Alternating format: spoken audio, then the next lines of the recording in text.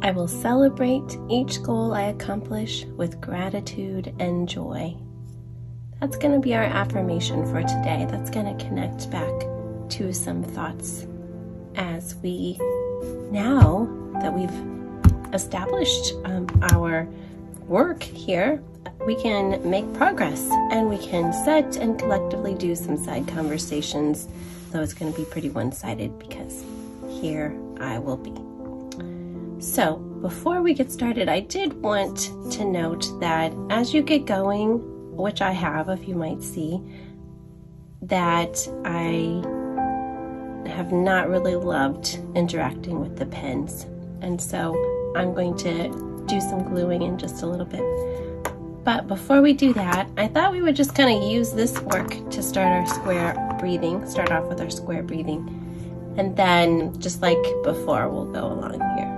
Okay, so remember, as we go along here for a count of 4, we're breathing in, holding, breathing out, and then holding, and then we'll stop. We'll just do one, but as I get started, if you want to do others, you need maybe 2 or 3 because of the day that you've had before you can let go and begin working with me, totally fine. So here we go.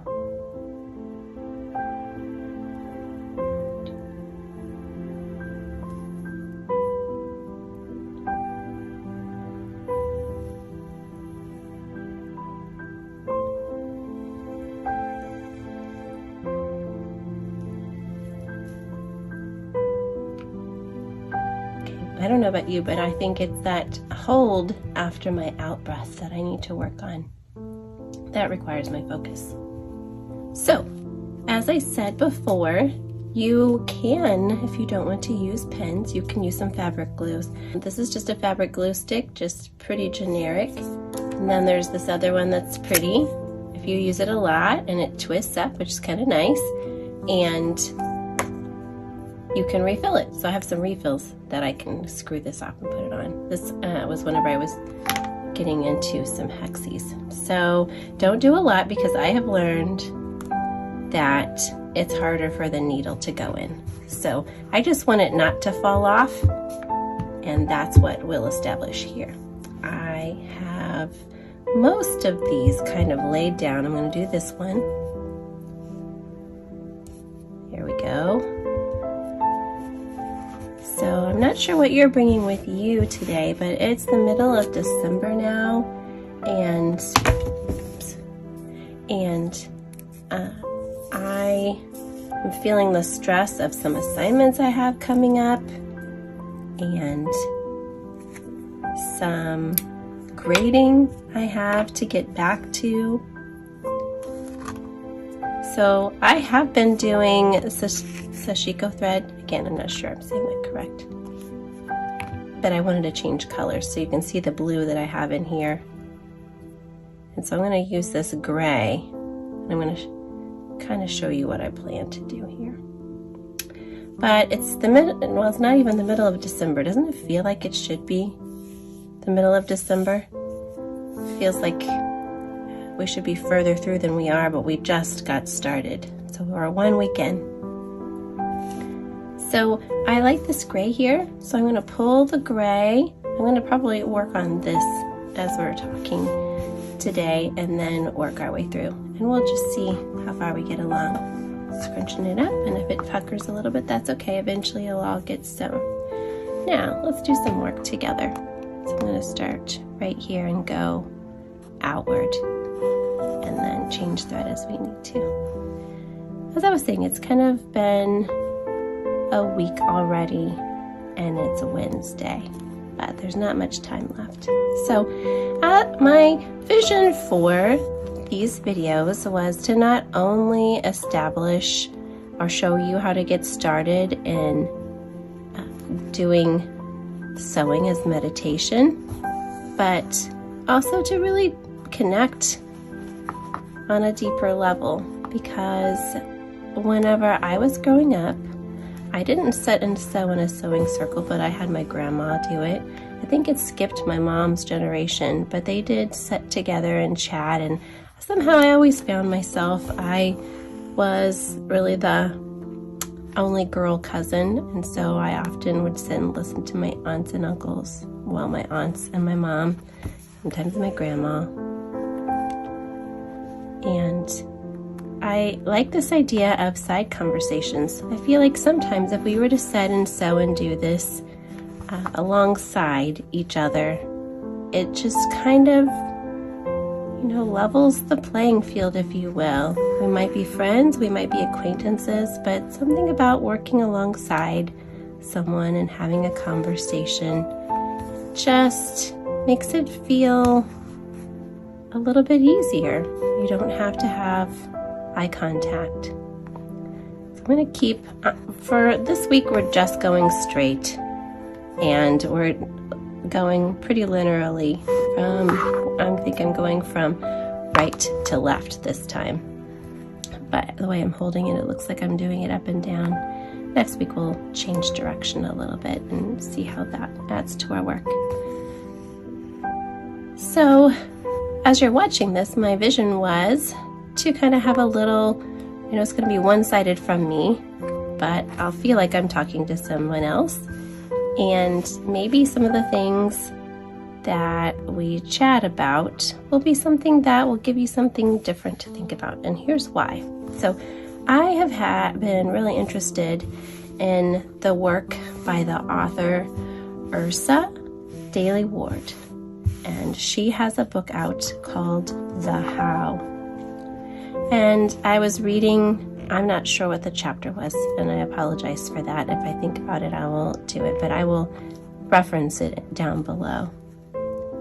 But the quote goes, "To live well, your mind must be a fruitful place with much peace and permission to rest. When we are tired, and we are indeed tired, we need new ways." And so that's my vision for this space. I want everyone to live their best life. I think a lot about teachers right now. I am one. I teach college courses. I have been one. I've taught at the elementary level, classroom teaching for 14 years and more. I'm in a public school setting, in a private setting, charter. I have really enjoyed all those experiences. And I also know how much energy it takes just in general, but I haven't had to teach during the times when many of you are teaching, when your students are trying to learn, where their parents are sometimes working at home or have kids with them. I'm a mom of 3, and I have been working from home at some points, and my children have either all 3 or some combination of the 3 have been home with me. And there have been challenges and blessings that come with that, but it's just a very different time. And so I'm hoping that when you watch, and maybe if you try this practice, it gives you some time to rest. If sometimes I use the excuse of, I'd really like to learn this new thing. And if you've been wanting to learn a new thing, or trying this makes you feel like trying it will give you an excuse to rest and engage with me in this way, then that's what you should do. I do find rest whenever I'm learning new things. There's something about that hyper focus that kind of frees the noise in my brain. And I think that's what this practice, I might have got a little glue right there, it's a little sticky. That's what this practice does for me. Now, if you get to a space and you're not all the way through, I don't know what it is about me. I like to end beautifully a piece of thread, a section right at the end. So I'm going to have to work through that right now. And I've also not left enough of a tail, so I'm going to have to be creative. So if you've ever done that and you can't tie off a knot like you usually do, since this was doubled, I did this earlier today, I'm just going to do a knot. I've also been taking a course that's called Soul Stitching 101 by a woman named Kiala Give Hand. You can look her up, or maybe I'll link her down below. And it's called Soul Stitching 101. And it's really about stitching onto paper, which I think a few months in we might try that. But for now, we're just going to focus on fabric. And she wrote, I have a quote to share from her that really connects back to Ursa Daily Ward's quote from before. Is another way to make space for self-care, relaxation, and breath work is how she feels about slow stitching. So that's what we're doing right now. We're just doing this rhythmic stitch. There's a process. There's kind of a few rules, like how long your thread should be. You decide the rules for what your knot looks like. You decide the rules for where you start and you end. And it's really just play. You've had to organize things for your students all day, maybe your family. You deserve some space to just stop for your own self-care and relaxation and breath work. How often do you stop and just take a breath during the day or think about breathing? We're just reacting and engaged. Our brains are busy. She also writes, it's a way to quiet the noise of the world and of our lives so that we can hear our hearts and our souls. And I just love that. I think I'm going to be done here. What do you think about listening to our hearts and our souls? It seems like with the way things are in the world and what we have to do on a daily basis, it feels really selfish to think about our soul and what brings us to life, what brought us into teaching, where is our passion. There were moments, oops, sorry, I bumped the camera. There were moments when I feel like I lost my passion, and I almost felt guilty for having lost it. Guilty for myself, I guess, but also for the students that I had. I felt like, they deserved better. For whatever reason, I've worked in wonderful environments all the way through my whole career, so it wasn't that, but there's just times in a woman's life or a teacher's life when that love of the practice is harder to find. And so sometimes, you feel kind of guilty about that, or, we find all sorts of things to worry about.